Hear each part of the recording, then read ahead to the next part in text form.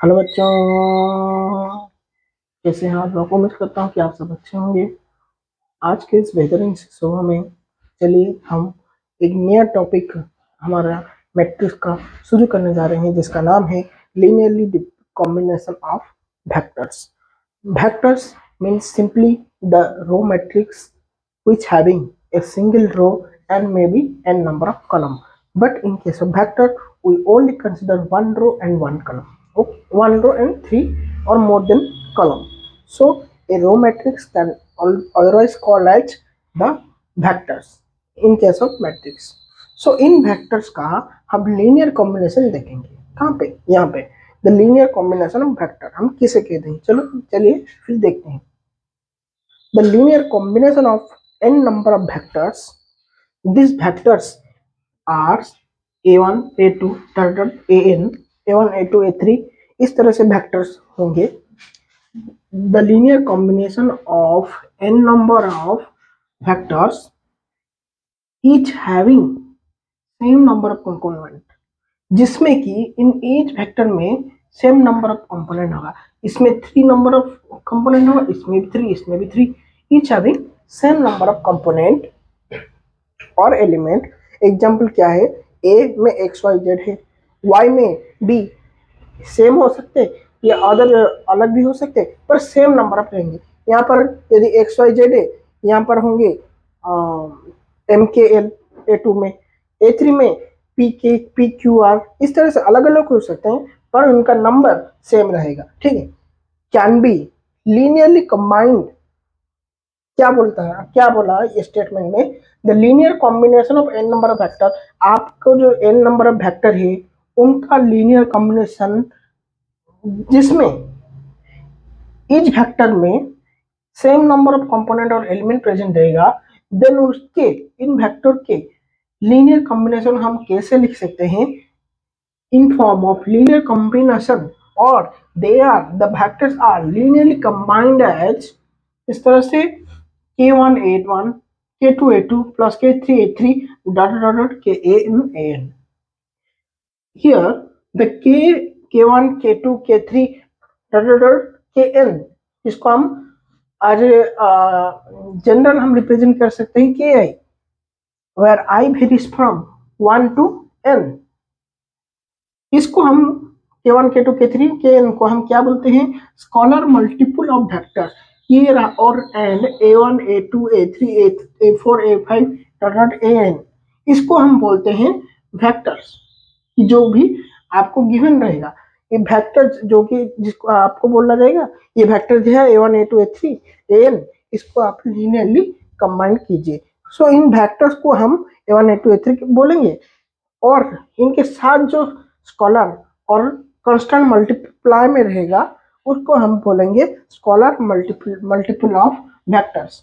Okay, ये vectors के example दिए गए हैं, a1 a2 etcetera, many vectors हो सकते हैं।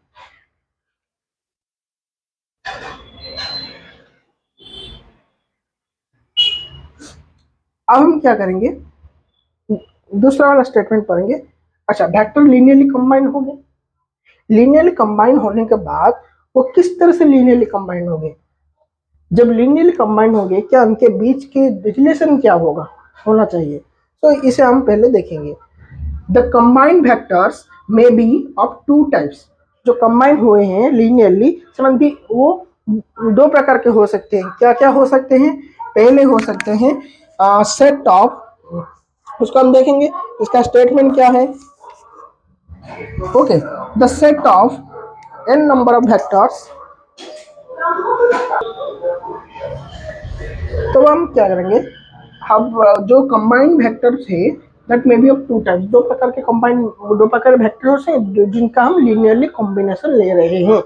किस प्रकार के वेक्टर हो सकते हैं? Let if set of N number of vectors having N number of component like a1 a2 a3 dot dot an से लीनियरली कंबाइंड, जिसको हम लीनियरली कंबाइंड बोलेंगे। इफ क्या होगा इनके बीच में, क्या होगा इनके बीच में रिलेशन? जब हम इनको लीनियरली कंबाइंड, लीनियरली कॉम्बिनेशन में है, कैसे कब बोलेंगे? that the linear combination of a vector a1 vector to a nth vector means a1 to a3 a1 to a4 इस तरह से a2 a1 to nth number vector is 0 means ये क्या कह रहा है, यदि a1 a2 a3 a4 a4 a1 a2 a3 a4 an हमारा क्या है वेक्टर से जो कि n नंबर ऑफ वेक्टर्स हैं जिनका कंपोनेंट सेम है, इन वेक्टर्स को हम लीनियरली कंबाइंड है कब बोल सकते हैं, बोल सकते हैं जबकि there linear combination is equal to 0 vector होगा, इनका linear combination is equal to 0 vector होगा, तब जाके हम इनको लीनियरली कंबाइंड बोल के कह सकते हैं। ये लीनियर कंबाइंड का फॉर्म है और ये लीनियर कॉम्बिनेशन कंडीशन है। ओके, लीनियरली कंबाइंड कॉम्बिनेशन हम अब बोल सकते हैं k1 k2 k3 dot dot n is equal to 0 vector, तब जाके हम बोल सकते हैं कि a1 a2 a3 are in linear combination. Then उसके बाद क्या करेंगे, ये जो k1 k2 k3 dot dot kn is equal to 0 ये हमको क्या शो कर रहा है, which implies कर रहा है that or by solving it the scholar must be how type, कौन किस प्रकार के स्कॉलर आएंगे, by solving it जो स्कॉलर है वो किस प्रकार के आएंगे, और क्योंकि ये अननोन है वेक्टर तो हमें दिया रहेगा, स्कॉलर ही अननोन है, इसको स्कॉलर के वैल्यू क्या आएंगे उसको सॉल्व करने के बाद, या फिर हम कह सकते हैं ये इक्वेशन क्या इंप्लाइज कर रहा है, implies that the values are linearly independent कब रहेंगे, वैल्यूज मींस ये जो a1 a2 a3 linearly independent कब रहेंगे, linearly independent रहेंगे if all the scalar elements are equal to 0, all the scalar elements are equal to 0, scalar element equal to 0 क्या होगा ना, k1 k2 k3 kn equal to 0 रहेगा, तब जाके means इसको सॉल्व करने के बाद हमारा जो k1 k2 k3 kn तक जो वैल्यू आएगा वो सारे सेम होंगे और इक्वल टू 0 होंगे, तब जाके हमारा लीनियरली इंडिपेंडेंट कंडीशन आएगा। और लीनियरली डिपेंडेंट कब आएगा, लीनियरली डिपेंडेंट आएगा if at least one of the scalar component must be 0, जब this linear combination equal to 0 आएगा तब भी जो एक स्कॉलर कंपोनेंट है, स्कॉलर कंपोनेंट यदि नॉन जीरो हो गया तो ये टर्म भी पूरा नॉन जीरो हो गया, यदि एक स्कॉलर कंपोनेंट नॉन जीरो हो गया, मान लो हम k1 को नॉन जीरो मान लेते तो k2 k1 a1 टर्म रह गया इन इक्वेशन में, लीनियर कॉम्बिनेशन के इक्वेशन में, तो तब जाके हम कह सकते हैं कि दे आर लीनियरली डिपेंडेंट। जब हम आगे इसका एग्जाम्पल करेंगे तब आपको अच्छे से समझ में आएगा। Means ki not equal to 0, any ith number term is ith number scalar multiple not equal to 0। चलिए अब इसका एक नोट पार्ट देख लेते हैं। नोट पार्ट में क्या कहता है ये, if set of vectors are linearly dependent, what is the condition of linearly dependent, linearly dependent का कंडीशन है at least one scalar component not equal to 0, scalar component not equal to 0 होगा तो जो वेक्टर का टर्म है वो भी not equal to 0 होगा। So at least one scalar component not equal to 0 one of the vector, then यदि vectors are linearly dependent condition को सैटिस्फाई कर रहे हैं तभी जाके वन ऑफ द वेक्टर, ये जो a1 a2 a3 an तक जो वेक्टर था उनमें से एक vector, one of the vector can be represent as the linear combination of other vector. ये जो a1 a2 a3 a4 an तक जो भी वेक्टर है उनमें से किसी एक वेक्टर अदर वेक्टर के लीनियर कॉम्बिनेशन फॉर्म में हम रिप्रेजेंट कर सकते हैं, ये इसका कंडीशन कह रहा है। इसका प्रूफ क्या है, हाउ एक वेक्टर दूसरों के लीनियर कॉम्बिनेशन में अदर वेक्टर के रिप्रेजेंट हो सकते हैं।